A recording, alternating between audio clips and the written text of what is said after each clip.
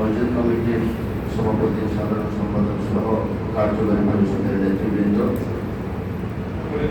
সম্মানিত খতিব সাহেব, ইমাম মুয়াজ্জিন সাহেব, এলাকার মুরব্বিয়ান, আমার সহকর্মীবৃন্দ, আসসালামু আলাইকুম ওয়া রাহমাতুল্লাহি ওয়া বারাকাতুহু।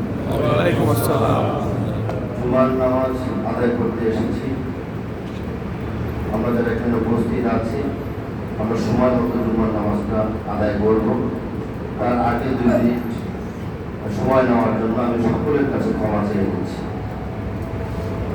আমার শফিকুল ইসলাম লিটন মধ্যে আমাকে পরিচয় করিয়ে দিয়েছে আপনাদের এলাকার জনতার কাউন্সিলর হাবিবুর রহমান রাব্বি। আমি বাংলাদেশ জাতীয়তাবাদী দলের একজন কর্মী, দীর্ঘ 40 বছরের অধিক এই দলের সাথে সুখে দুঃখে সবসময় ছিলাম। আগামী দিনেও আমি আমাদের সহকর্মীদের সাথে নিয়ে আমারও এই দলের সাথেই থাকবো।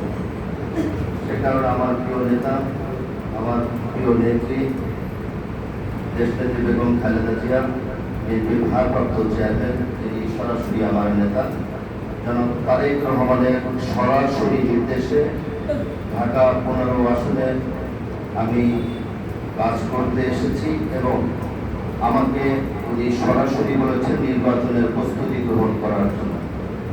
শুধু তাই নয়, পাশাপাশি ঢাকা 15 আসনের আওতাধীন বিএনপি সহ সকল অঙ্গ এবং সহযোগী সংগঠনের সকল পর্যায়ের বৈধ নেতৃবৃন্দদেরকে নির্দেশ প্রদান করেছেন।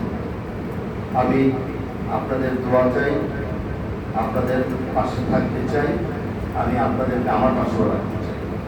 আগামী দিনগুলোতে যাতে ঢাকা 15 আসন সহ সারা বাংলাদেশে একটা মডেল বাংলাদেশ, সবার আগে যে বাংলাদেশ, কারণ তারেক রহমানের স্লোগানের বাংলাদেশ যাতে প্রতিষ্ঠিত করতে পারি, আমরা সকলে মিলে যাতে সেই ব্যাপারে ঐক্যবদ্ধ থাকি। আমি বিশেষ কিছু বলার নেই, আজকে শুধু সালাম বিনিময় করতে এসেছি, পরিচয় হতে এসেছি। আমি একটা কথা বলি, খতিব সাহেব অনেক সুন্দর বয়ান দিয়েছেন মেম্বারে দাঁড়িয়ে। খতিব সাহেবরা বিশেষ করে জুমার নামাজ এর আগ মুহূর্তে যে বয়ান দেয়, এটা কিন্তু মানুষের মনে, হৃদয়ে প্রভাব ফেলে। সেই শিক্ষা থেকে যদি আমরা শিক্ষা নেই, সত্যের পথে থাকি, আমরা খতিব সাহেবদের মতো সত্যের পথে যদি থাকি, আমরা ইনশাআল্লাহ জয়যুক্ত হব ইনশাআল্লাহ। আমি একটা কথা বলে শেষ করি, কোনো প্রতিশ্রুতি না, আমরা পরিবর্তনের হাওয়া লাগাতে চাই। পরিবর্তনের চেষ্টা করলে অবশ্যই আমরা পরিবর্তন করতে পারবো। 16 বছর পারি নাই, 1.5 মাসে পরিবর্তন হয়েছে বাংলাদেশে। এই পরিবর্তন করতে গিয়ে আমি আমার রাজনৈতিক দলের অনেক নেতা কর্মী আমার হাতের ডানে পাশে আমি তাদেরকে শহীদ হতে দেখেছি, আমি তাদেরকে আহত হতে দেখেছি, কাউকে গুম হতে দেখেছি, কেউ চিরজীবনের জন্য বন্ধুত্ব বরণ করছে। আমরাও এই 15 বছর মজলুমের মতো জীবনযাপন করেছি।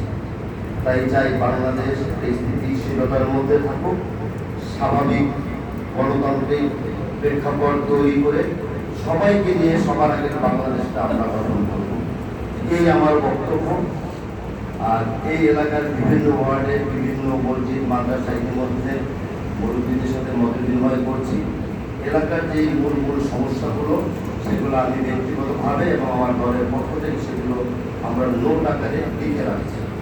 আল্লাহ রাব্বুল আলামিন যদি আপনাদের দোয়ায়, আপনাদের সুবিবেচনায়, সুহৃদয় দিয়ে আমাকে কবুল করে, ইনশাআল্লাহ এতটুকু বলতে পারি, একটু আগে যেটা বলেছি, প্রতিশ্রুতি না, পরিবর্তনের হওয়া লাগাবো ইনশাআল্লাহ। সবাই আমার জন্য দোয়া করবেন। আমার প্রিয় নেত্রী গতকালকে হসপিটালে গিয়েছিল চিকিৎসার জন্য, আমরা সেখানে উপস্থিত ছিলাম। দীর্ঘ বহু বছর যখন অসুস্থ, আমরা সকলের দোয়ার কারণে উনি এখনো বেঁচে আছেন। আমাদের প্রিয় নেতা জনাব তারেক রহমান তার পরিবারের জন্য দোয়া করবেন। আমি আমার পরিবারের পক্ষ থেকে উপস্থিত সকল মুসলিম এবং সবার পরিবারের কাছে আমার পরিবারের পক্ষ থেকে দোয়া রইল।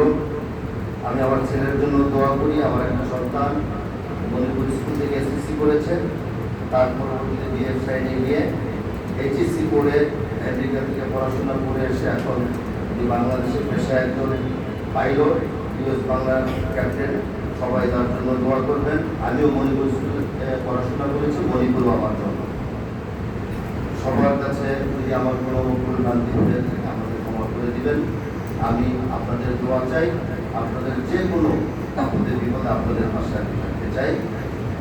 আর যদি আধা মিনিট সময় দিতেন, আমি একটা কথা বলে গিয়েছিলাম, 5 তারিখের আগের প্রেক্ষাপট, 5 তারিখের পরের প্রেক্ষাপট, অনেকে অনেক ধরনের কথাবার্তা বলে। মানুষের পুঞ্জীবিত ভোগ ছিল দীর্ঘ 16 বছর। পতনের পরে 5 তারিখ হয়তো বা কিছু দুষ্কৃতিকারী দুষ্ট প্রকৃতির যারা এলাকায় ছেলেপিলেরা রয়েছে, তারা হয়তো অনেকের সাথে খারাপ ব্যবহার করেছে কিংবা কিছুটা অপকর্ম করেছে। যে অপকর্মগুলো ক্ষমাযোগ্য। আমাদের দলের কর্মী যদি হয়ে থাকে, আমি তাদের পক্ষ থেকে ক্ষমা চাই। আর যেগুলি ক্ষমাযোগ্য নয়, সেগুলি যদি কখনো আমাকে ডাকেন, আমি আমার সহকর্মীদেরকে সাথে নিয়ে এসে আপনাদের পাশে থেকে আমরা ব্যবস্থা গ্রহণ করবো। এটা আমার দলের নির্দেশ, এটা আমার নেতা জনাব তারেক রহমানের নির্দেশ। স্পষ্ট পরিষ্কার ভাষায় বললাম। আর একটা বিশেষ রাজনৈতিক দল ইদানিংকালে সোশ্যাল মিডিয়া বিভিন্ন জায়গায় বক্তব্য বলে যাচ্ছে বয়ানের মাধ্যমে যে বিএনপিটাকে রাষ্ট্র পরিচালনার দায়িত্ব পেলে ইসলাম বিরোধী আইন করবে। এটা কি আপনাদের বিশ্বাস হয়? বিএনপি একমাত্র দল ইসলামের পক্ষে। আমার নেতা যখন সোশ্যাল মিডিয়াতে দেখেছি, আমার দায়িত্ব আমার নেতার কাছে সেই খবরগুলো পৌঁছানো। আমি পৌঁছেছি, পাশাপাশি বাংলাদেশের অনেক মানুষ হয়তো পৌঁছেছে। নেতা তার পরের দিন স্টেটমেন্ট দিয়ে কর্মসূচির মধ্য দিয়ে স্পষ্ট ভাষায় বলেছেন, বিএনপি রাষ্ট্র পরিচালনার দায়িত্ব পেলে কখনো ইসলাম বিরোধী আইন করবে না। এটা একটা অপপ্রচার চালাচ্ছে। তাই সকলকে আমি সজাগ থাকার আহ্বান জানিয়ে আজকের মতো বিদায় নিচ্ছি। রব্বুল আলামিন আমাদের সকলকে হেদায়েত দান করুন। আমিন।